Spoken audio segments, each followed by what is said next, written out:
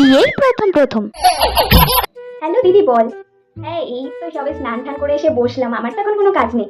আরে জানিস না দিদি, শাশুড়ি মা এত ভালো, শুধু শাশুড়ি মা না, শ্বশুর, ওর ননদ, এবারে প্রতিটা মানুষ খুবই ভালো, আমাকে তো সবাই মাথায় করে রাখে। বিয়ের আগে আমি ভাবতাম কি না কি, কেমন কেমন হবে শ্বশুর বাড়ি, কিন্তু না রে, আমি এদিক থেকে খুবই লাকি। আমার যদি একটু গরম লাগে, শাশুড়ি মা বলবে যাও বৌমা ঘরে যাও, এসি চালিয়ে তুমি রেস্ট নাও, তোমাকে কোনো কাজ করতে হবে না, আমি সব কাজ করে দেবো।